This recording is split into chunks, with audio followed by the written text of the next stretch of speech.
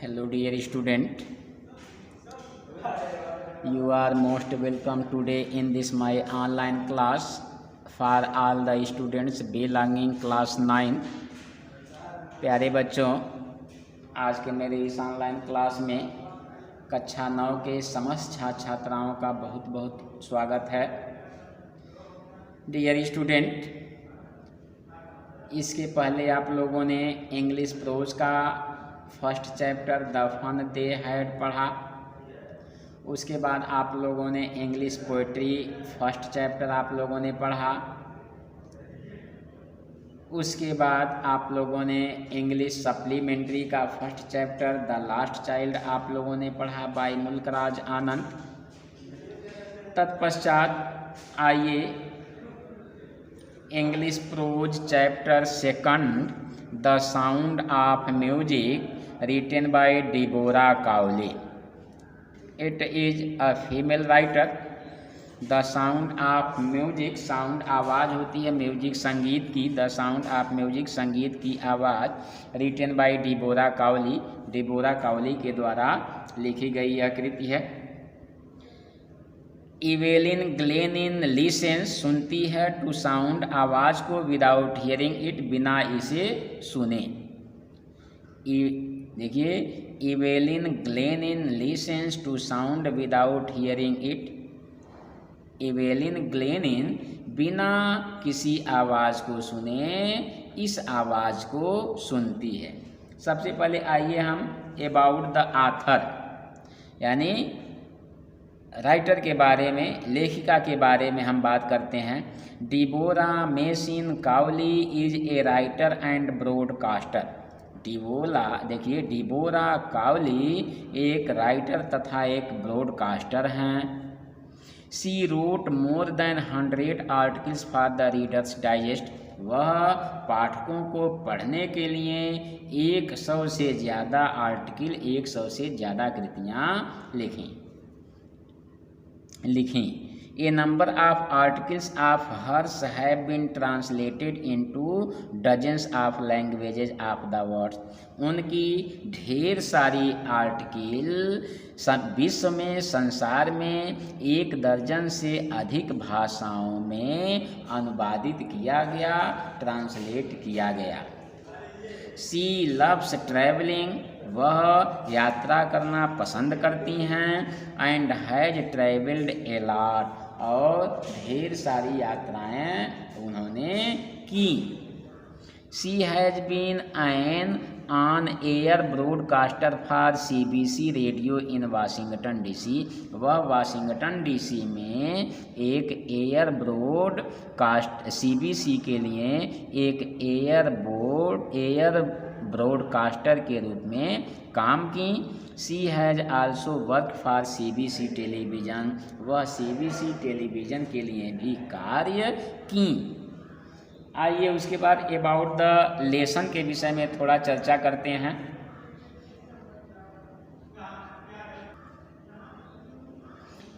देखिए, when very young, बहुत कम उम्र में, एवलिन हैड बिकम प्रोफाउंडली, पता चलना, डीप माने बहरे होने की समस्या। When very young Evelyn had become profoundly deep, बहुत कम उम्र में एवलिन को पता चला कि उसे सुनने की समस्या है। But God gave her back an ability to hear without hearing, लेकिन ईश्वर ने उसके अंदर एक योग्यता दी कि वह बिना सुने किसी भी चीज़ को सुन सकती थी, किसी भी आवाज़ को सुन सकती थी। शी कुड नॉट हियर, वह सुन नहीं सकती थी। It she could feel better than any one else, फिर भी दूसरे व्यक्तियों की अपेक्षा वह अच्छा अनुभव कर सकती थी। She becomes interested in music, वह संगीत में बहुत रुचि रखती थी। And expresses it's most beautifully, और इसे बड़ी सुंदरता से व्यक्त कर सकती थी।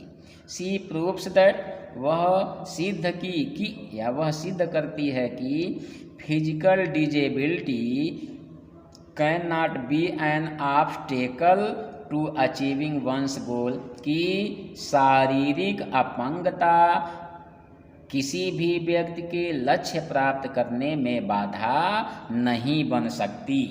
तो यानी इसमें एक ऐसी बच्ची के विषय में कहा गया है जिसकी श्रवण शक्ति कमज़ोर हो जाती है, सुनने की क्षमता कम हो जाती है, लेकिन फिर भी ईश्वर के द्वारा उसे एक ऐसी चीज़ प्रदान कर दी गई जिससे वह न सुनते हुए भी सुन सकती है। इस तरह से वह बच्ची सिद्ध करती है कि शारीरिक अपंगता, फिजिकल डिजेबिलिटी किसी भी लक्ष्य को प्राप्त करने में बाधक नहीं बन सकती।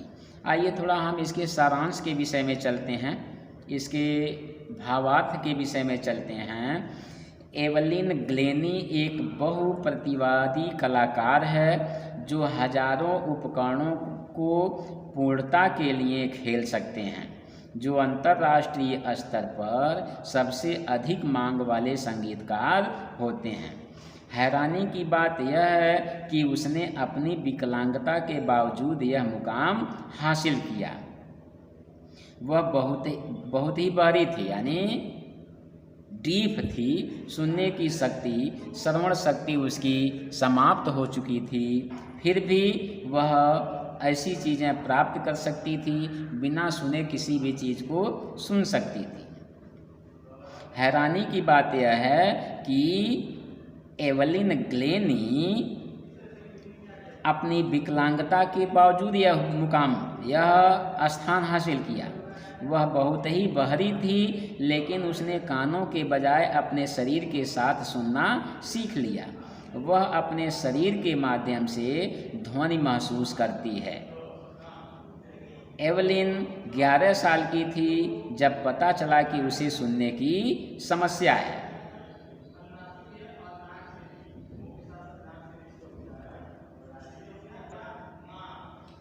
देखिए, एवलिन मात्र उस समय 11 साल की थी जब सी प्रोफाउंडली दैट, जब उसे पता चला कि उसने उसके अंदर सुनने की समस्या है या वह अपनी श्रवण शक्ति खो चुकी है। वह संगीत में अपना करियर बनाना चाहती थी, लेकिन उनके शिक्षकों ने उन्हें निराश कर दिया। यह रॉन फोर्ब्स थे जिन्होंने उनकी क्षमता को पहचान लिया और उनका समर्थन किया। उसने उसे अपने कानों के माध्यम से नहीं सुनने की सलाह दी, लेकिन इसे किसी और तरीके से समझने की कोशिश करें। यह निर्णायक मोड़ साबित हुआ। एवलिन ग्लेनी ने अपने शरीर और दिमाग को ध्वनियों और कंपन से खोलना सीखा। उसके बाद उसने कभी पीछे मुड़कर नहीं देखा। उसे अपने शरीर पर ध्वनि के विभिन्न स्पंदनों की व्याख्या करने की कला में महारत हासिल हो गई थी। वह प्रतिष्ठित रॉयल एकेडमी ऑफ म्यूजिक में शामिल हो गई और एकेडमी के इतिहास में सबसे अधिक अंक हासिल कर लिए। एवलिन ग्लेनी कड़ी मेहनत की और सभी बाधाओं के खिलाफ दृढ़ संकल्प के साथ और सही शीर्ष पर पहुंच गई। सन 1991 में उन्हें रॉयल फिलहार्मोनिक सोसाइटी के प्रतिष्ठित वर्ष के पुरस्कार विजेता के साथ सम्मानित किया गया था। नियमित संगीत समारोहों के अलावा एवलिन ने अस्पतालों, जेलों और युवा संगीतकारों के लिए भी मुफ्त संगीत कार्यक्रम दिए। वह बहरे और अन्य विकलांग बच्चों के लिए प्रेरणा का स्रोत बन गई। उसने उन्हें प्रेरित किया और उन्हें विश्वास दिलाया कि अगर एवलिन ऐसा कर सकती है तो आप लोग ऐसा क्यों नहीं कर सकते। तो डियर स्टूडेंट, इस अध्याय से हमको क्या सीखने को मिला कि अगर हम शारीरिक रूप से अक्षम हैं, शारीरिक रूप से अपंग हैं, तो फिर भी वह हमें किसी भी सफलता को प्राप्त करने में बाधक नहीं बन सकती। फ़र्क ये है, देखिए, हमें करना क्या है कि हमें उसके अनुरूप अपने आप को ढाल लेना चाहिए, जिससे हम कोई भी मकाम हासिल कर सकते हैं। तो इस लेसन से हमें सीख यही मिलेगी कि किसी भी सफलता को प्राप्त करने के लिए हमारी शारीरिक अक्षमता आड़े नहीं आ सकती। भले ही हम विकलांग हों, भले ही हमारे हाथ न सही हों, भले ही हमारे पैर न सही हों, आँख न सही हो, हार्ड हियरिंग मैन हो, बहरे आदमी हो, लेकिन ये सारी चीज़ें क्या है, फिजिकल डिजेबिलिटी है, शारीरिक अपंगता है। और किसी भी सफलता को प्राप्त करने के लिए शारीरिक अपंगता आड़े नहीं आ सकती। शारीरिक अपंगता आपको किसी भी सफलता को प्राप्त करने से रोक नहीं सकती। बस फर्म डिटरमाइंड ट्रूथफुल फैथ हमारे अंदर होनी चाहिए। यही इस लेसन से हमें सीखने को मिलता है। तो आइए फर्स्ट पैराग्राफ की तरफ चलते हैं। रस, देखिए रस माने होता है दौड़ना भी होता है। आवर, क्राउड्स भीड़ भाड़, जस्टल धक्का मुक्की करना। फॉर पोजीशन स्थान प्राप्त करने के लिए। ऑन द अंडरग्राउंड भूमिगत। ट्रेन प्लेटफार्म माने railway station. Rush, hour, crowds, jostle for position on the underground train platform. भूमिगत रेलवे स्टेशन पर ढेर सारी भीड़ स्थान प्राप्त करने के लिए आपस में धक्का मुक्की कर रही थी। ए slight girl looking younger than her 17 years was nervous yet excited as she felt the vibration of the approaching train. A slight, एक छोटी सी लड़की, लुकिंग दिखना, यंगर, हर 17 ईयर 17 साल की, वाज नर्वस माने बेचैन होना, परेशान होना, एट फिर भी एक्साइटेड उत्सुक थी, सी फेल्ट वाइब्रेशन, वाइब्रेशन माने होता है जो तरंगें होती हैं उसी को वाइब्रेशन कहते हैं, स्पंदन करते हैं, कंपन। ऑफ द अप्रोचिंग आने का, ट्रेन माने रेलगाड़ी की। A slight girl looking younger than her 17 years was nervous yet excited as she felt the vibration of the approaching train. एक 17 साल की अपनी उम्र से कम दिखाई देने वाली छोटी पतली दुबली सी लड़की आती हुई रेलगाड़ी की कंपन को सुनकर नर्वस, देखिए घबरा गई, परेशान हो गई, घबराई हुई, फिर भी उत्सुक थी। देखिए, a slight girl looking younger than her 17 years was nervous.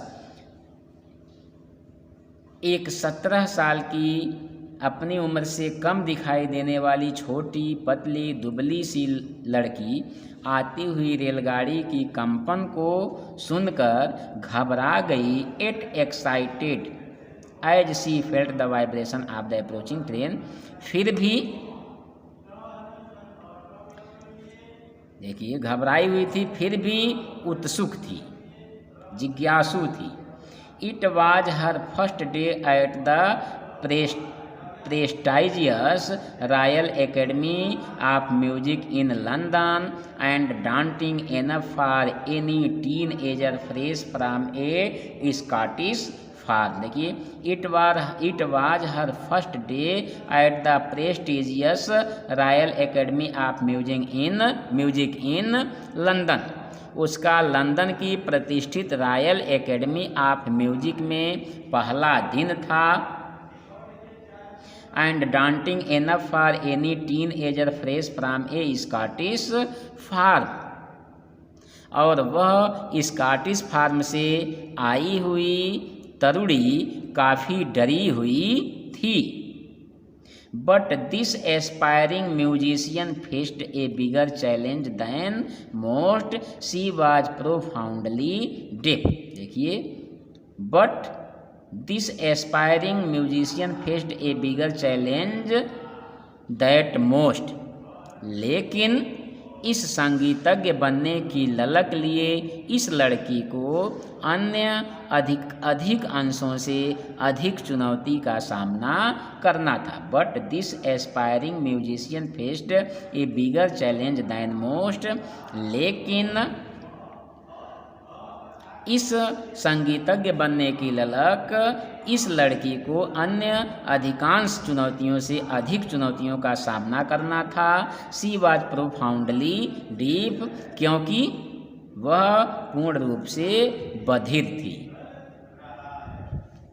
तो इस तरह से आपके इंग्लिश टेक्स्ट बुक प्रोज का फर्स्ट पैराग्राफ समाप्त होता है। हम आशा करते हैं आपको यह एक्सप्लेनेशन समझ में आया होगा।